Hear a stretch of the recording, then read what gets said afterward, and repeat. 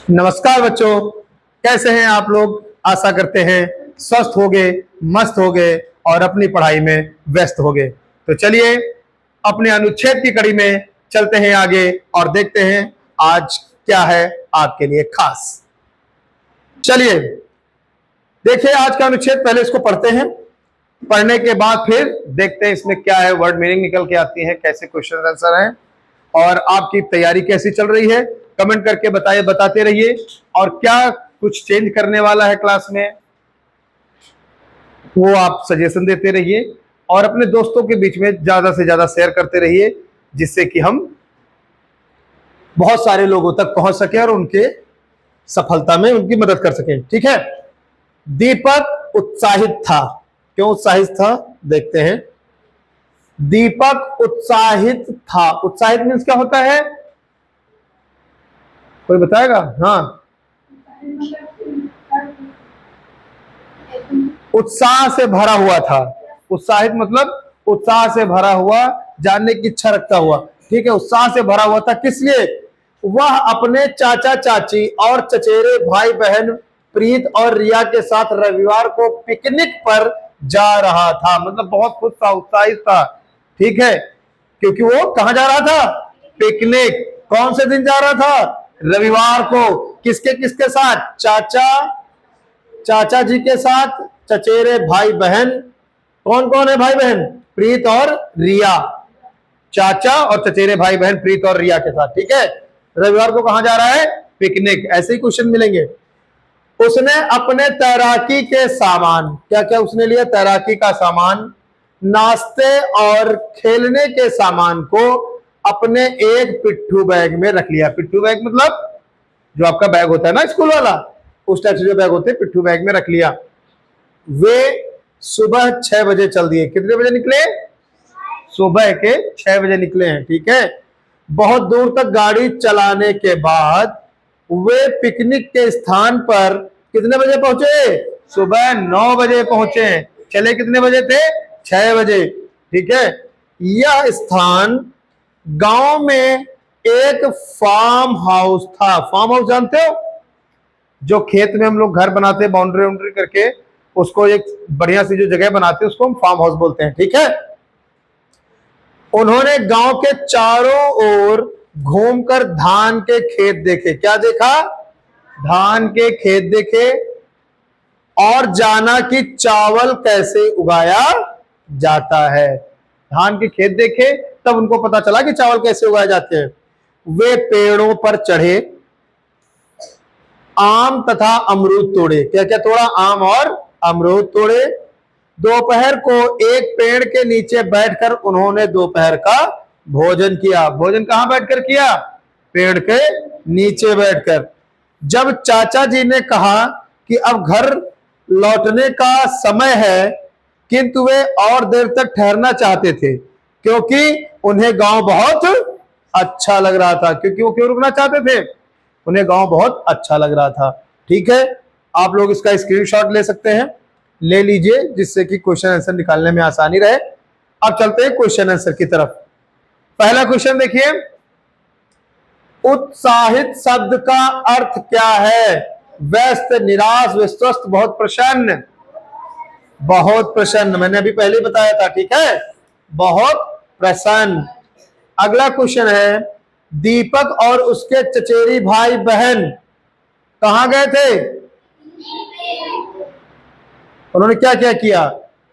गांव में ऊब गए, भाई बहन ने पिकनिक का आनंद लिया, घर वापस आना चाहते थे, पेड़ों पर ना चढ़ सके।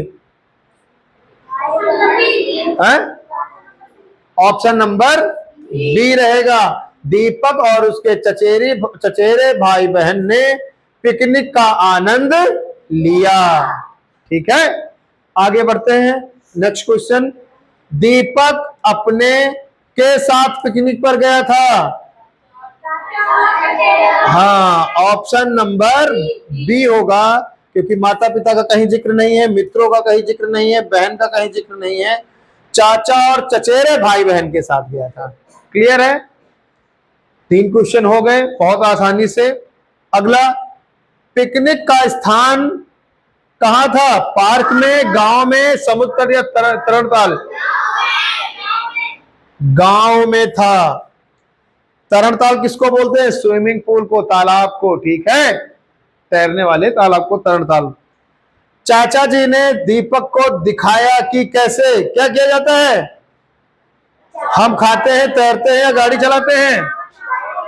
बिल्कुल सही जवाब, चावल उगाते हैं, ठीक है। और अब इसी के साथ अगला देखते हैं, ये समझ में आ गया ना आप लोगों को? चलिए आगे देखते हैं। अब इसमें क्या है, इसको अच्छे से पढ़ लेते हैं, पढ़ने के बाद देखते हैं कि क्या है इसमें, ठीक है। कुछ डाउट हो तो कमेंट करके पूछ लेना, रिप्लाई दिया जाएगा। चलिए, शरद ऋतु गर्मी और जाड़े के मौसम के बीच आती है। तो सबसे पहले शरद ऋतु किसको बोलते हैं? शरद ऋतु गर्मी और जाड़े के मौसम के बीच में आती है, ठीक है। जब गर्मी और जाड़ा, जब गर्मी से जाड़ा शुरू होने वाला था, उसके बीच की क्यों क्या बोलते हैं? शरद। इस सुंदर ऋतु में बहुत से परिवर्तन होते हैं, जैसे दिन छोटे हो जाते हैं, पेड़ों की पत्तियां हरे रंग से बदल कर जीवित लाल, पीली और नारंगी हो जाती हैं, ठीक है। वस्तुतः पत्तियों को हरा बनाए रखने के लिए पेड़ों को धूप चाहिए।